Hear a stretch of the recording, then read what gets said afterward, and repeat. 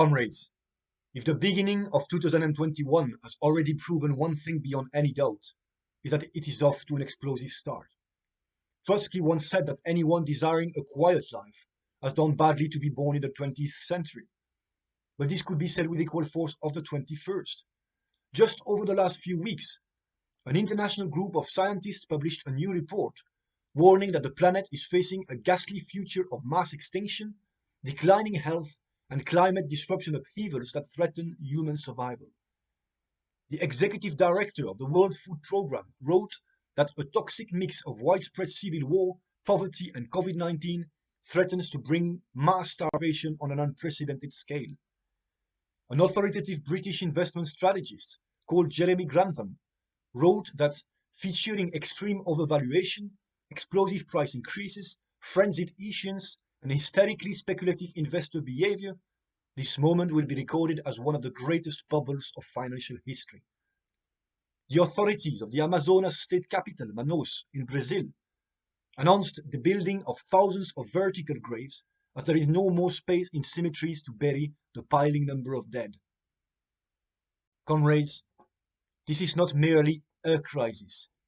This is a series of crises exerting influence on each other and driving human society and the whole planet into accelerated decay and barbarism. But let's make no mistake, if these multiple scores of a global economic crisis, a global environmental crisis, a global health crisis, and an intensifying Cold War has no parallel in human history, these events are also set to provoke changes in the consciousness and in the political activity of the masses, the like of which we probably haven't seen for a very long time. Of course, we know that there is no causal and automatic link between crisis and struggle. But already, the last major disruption in the capitalist equilibrium 12 years ago brought a serious blow to the legitimacy of the system and its institutions and opened the door to a decade characterized by a qualitatively higher level of struggles compared to the previous historical period. Almost exactly 10 years ago, the world watched in awe as millions poured into the streets throughout Egypt, demanding bread, freedom, and social justice, calling for the fall of Mubarak's regime and setting in motion the mighty Egyptian revolution. This was part of the early hours of a large process of revolution and counter-revolution across the Middle East and North Africa, a process which we haven't seen the end point yet, as exemplified by the recent explosion of protest across Tunisia. That region has been a hotspot of what was in reality a worldwide process, as the last decade witnessed an extraordinary leap in the amount and intensity of struggles globally, albeit of course interspersed with bitter defeats as well. But according to the Armed Conflict Location and Event Data Project, the frequency of mass demonstrations in Africa, for example, increased more than sevenfold in the past decade. And 2019 in particular saw a pronounced shift, with a tsunami of protest and revolutionary uprisings against neoliberalism sweeping every corner of the globe, the culminating outbreak of a protracted process of anger accumulation that had marked the decade following the so-called Great Recession of 2008. This is part of the legacy we inherited from before the pandemic and the economic depression came into play, before a disruption of the capitalist equilibrium on an incomparably greater magnitude. The experience of two global recessions in 12 years will teach the hard way to millions of workers and youth that there is no real light at the end of the capitalist tunnel, bringing them to the realization that the attacks and hardships they have endured over the last decade were not to get to a better place, but to go to somewhere even worse.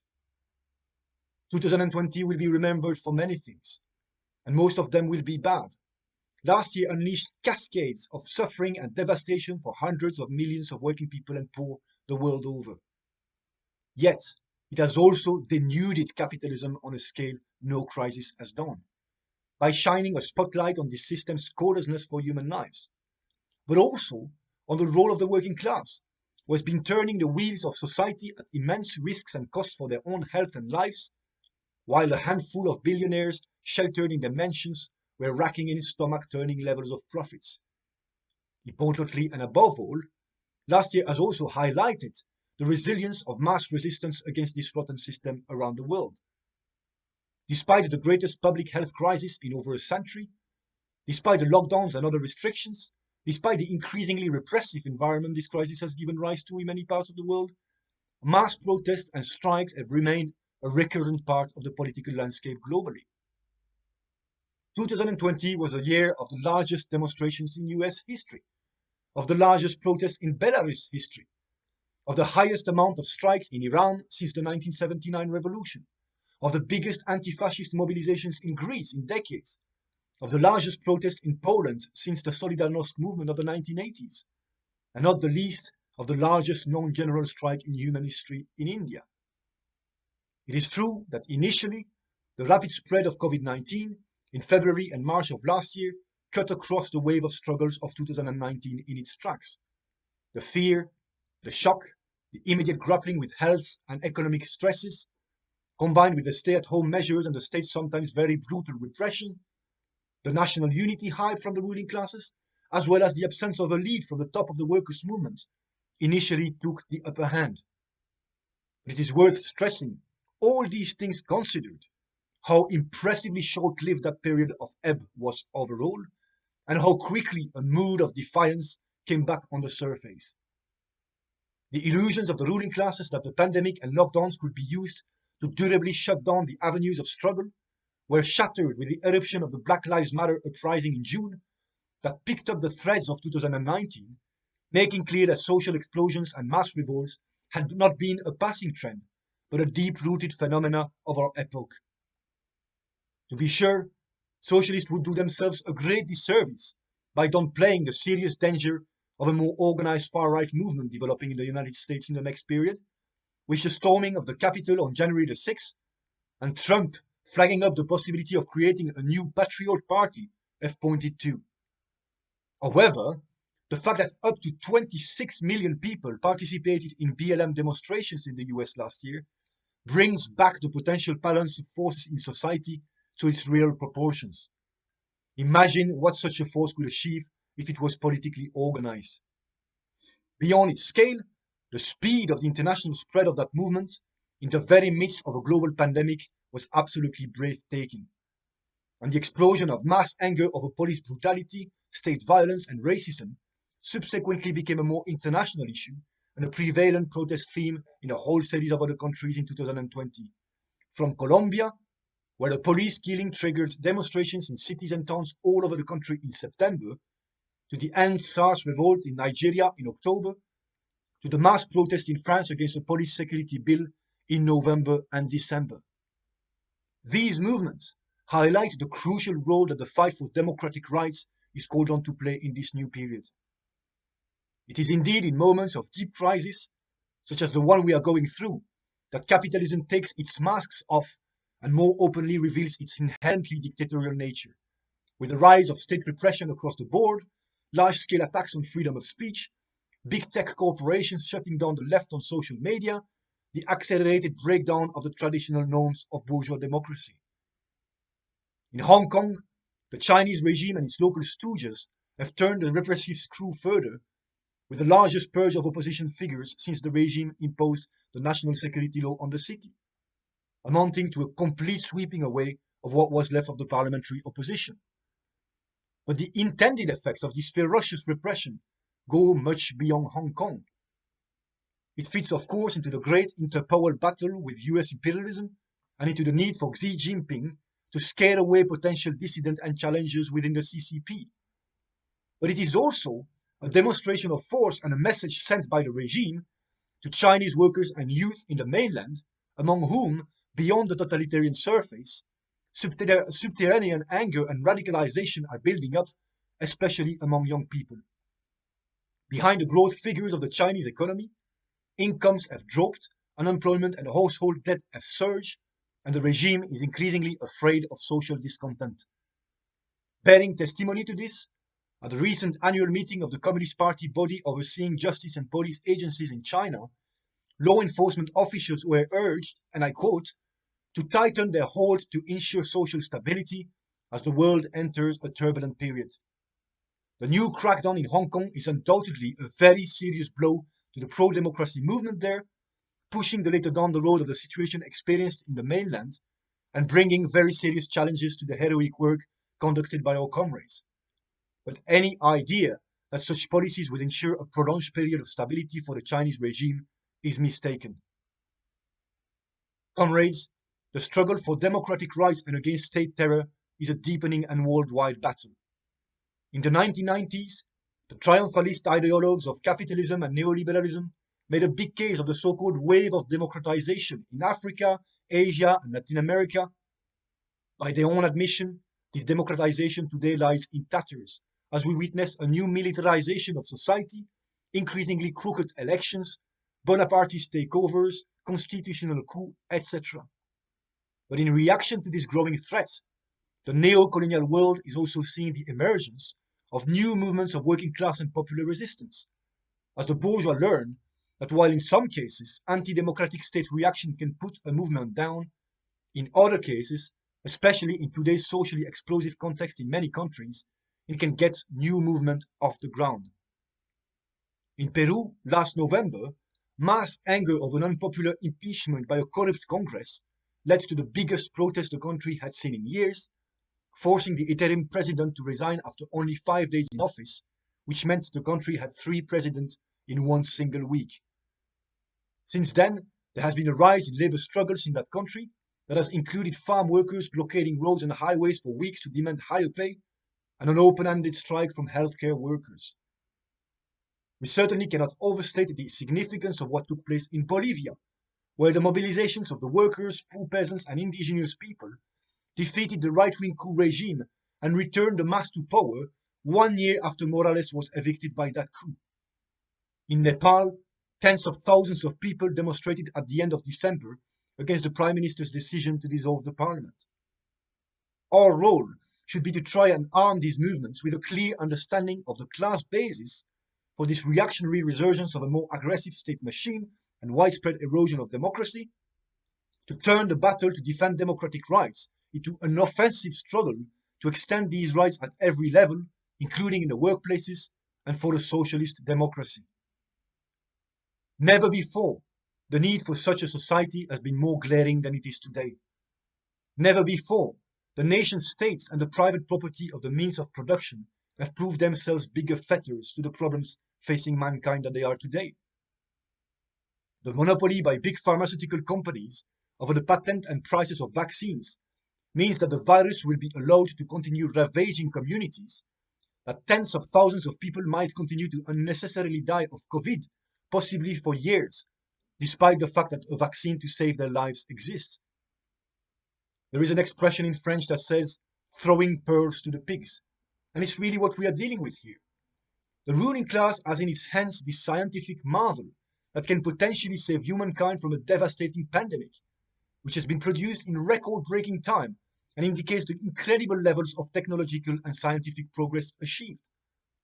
But on the other hand, because of its very nature, capitalism just cannot prevent itself from messing it up. The richest countries, with every one of them in search of a competitive advantage on the world market through the relaunch of their economy, have been hoarding far more vaccines than they actually need for their populations. While in the best case scenarios, poorer countries will have inoculated a small minority of the population by the end of this year.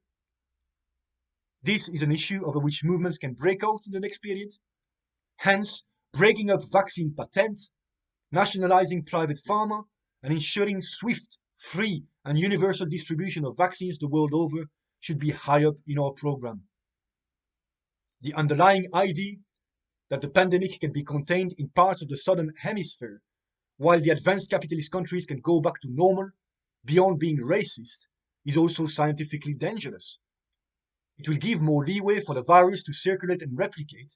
with the risk of new, potentially more harmful, more vaccine-resistant or more transmissible mutations to develop, which could travel to the rest of the world and bring us back to square one or even worse. Already in Brazil and South Africa, we have seen the apparition of new variants for which existing vaccines could prove less effective.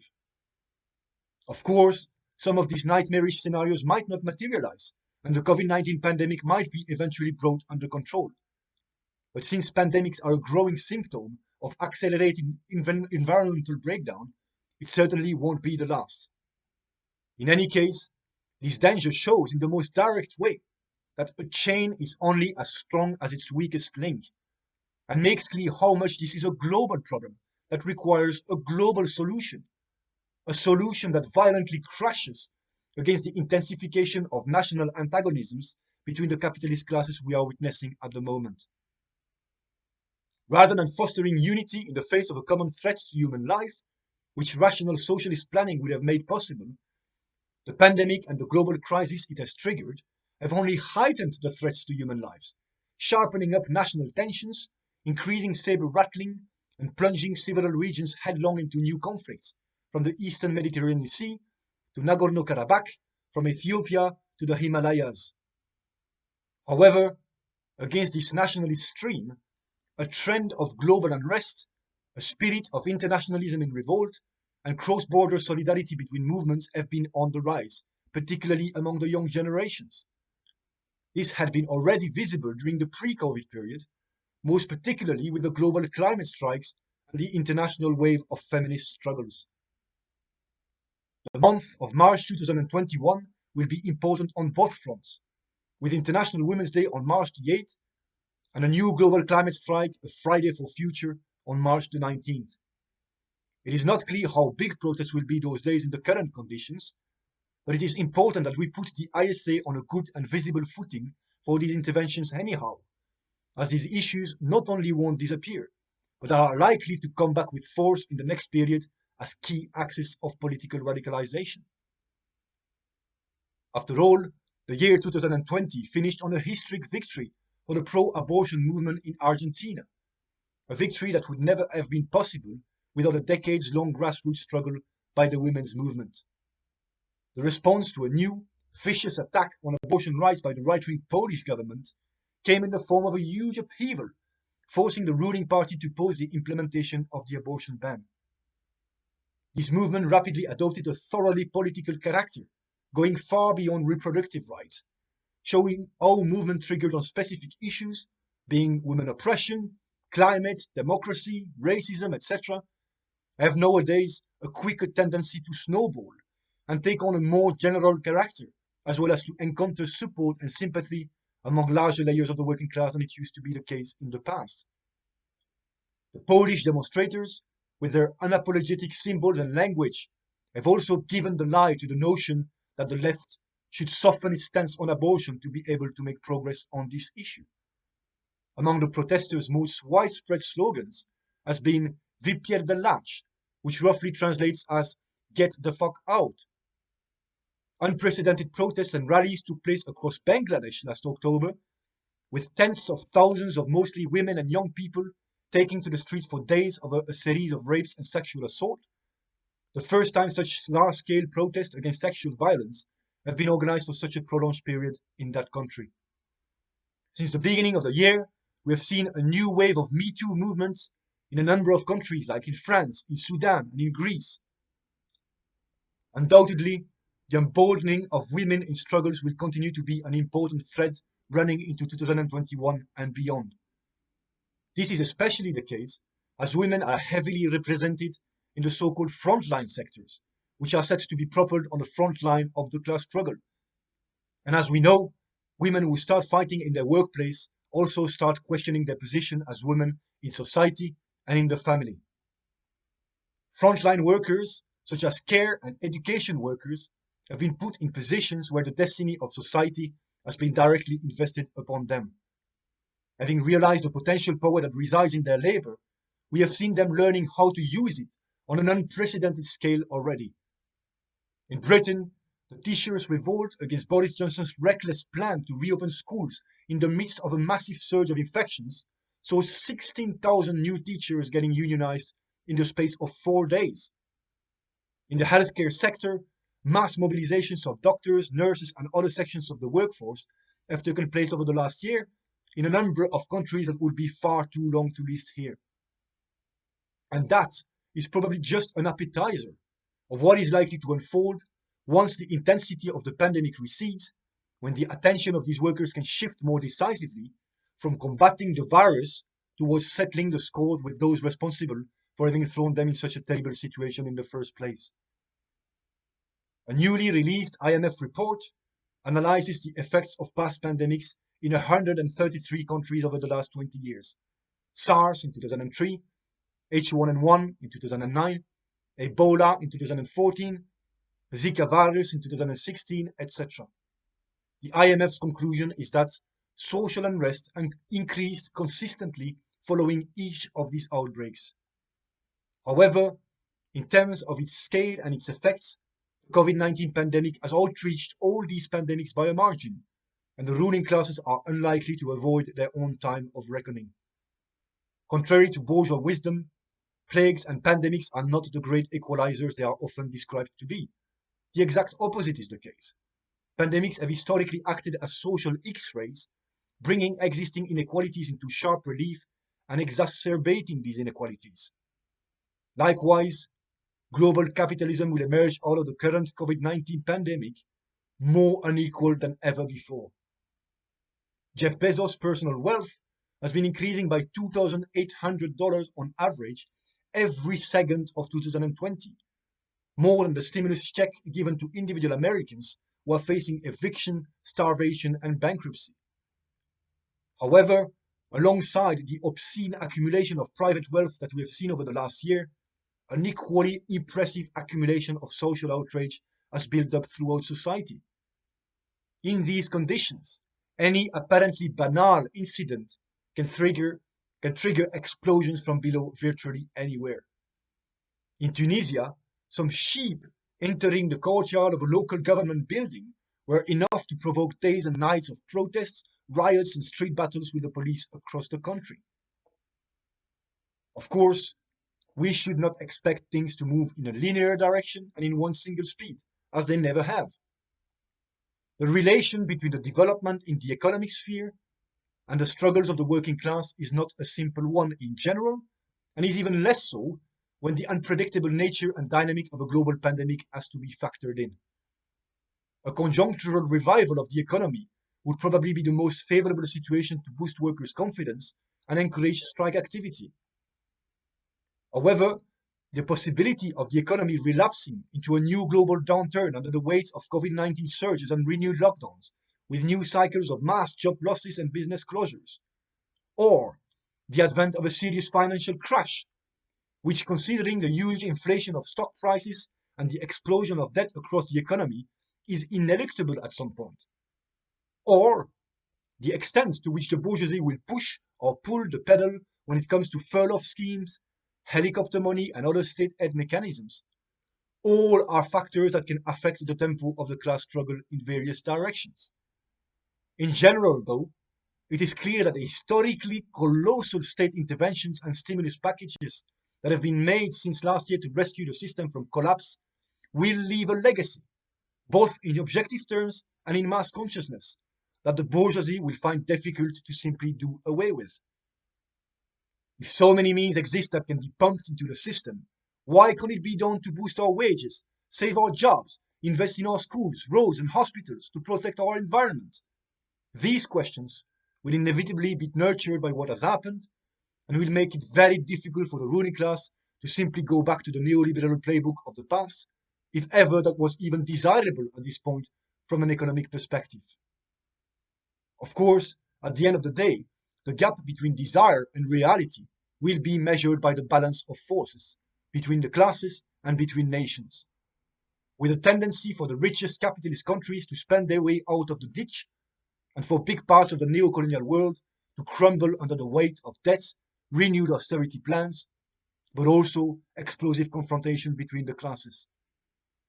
In the US, the chief executive of the Chamber of Commerce declared last week that while supporting the Biden administration's agenda,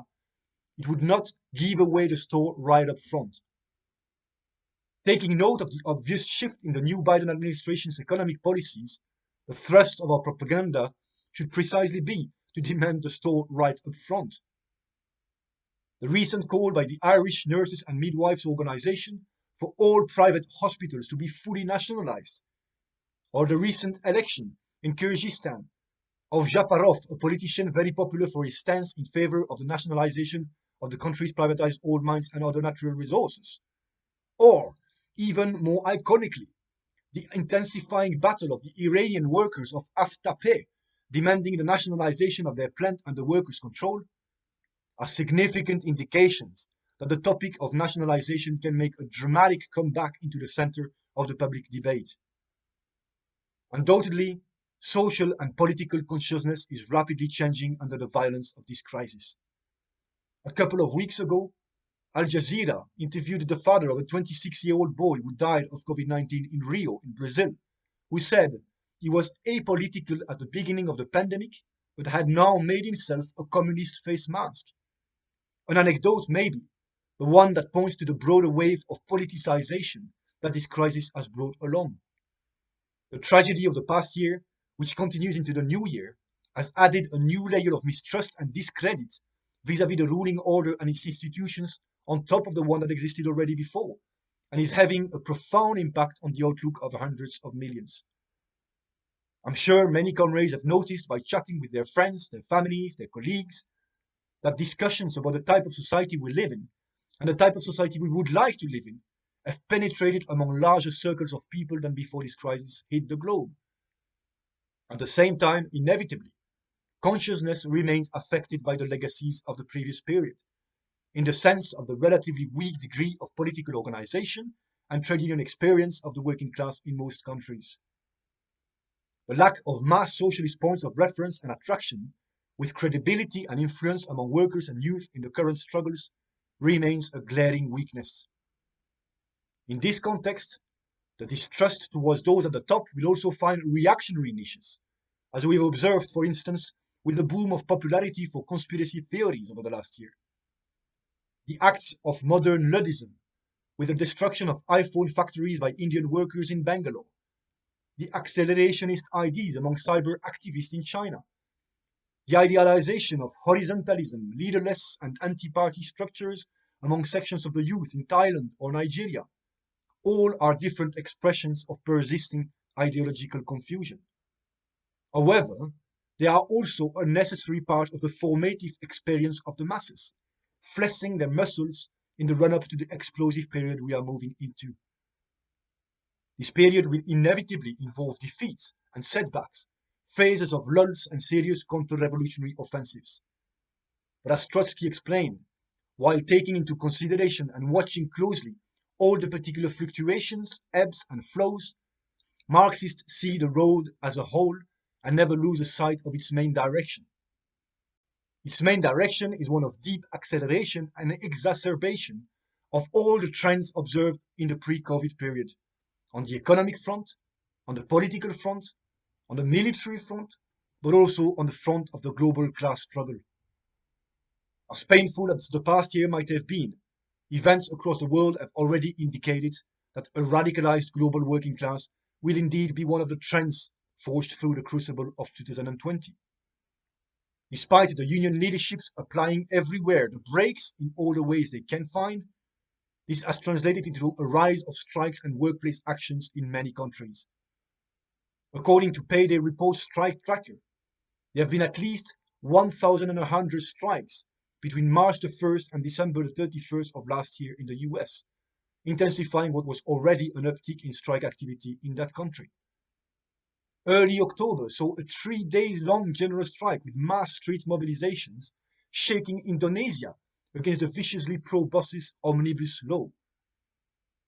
December 2020 witnessed mass strikes in the Spanish state, in the healthcare sector, among the dock workers, the metal workers, transport workers, the miners, in agriculture, and others.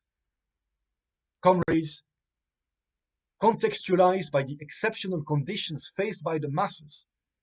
the sheer scope, size, and frequency of struggles over the past year has been in reality nothing short of phenomenal. And if this month is anything to go by, 2021 will be quite a ride too.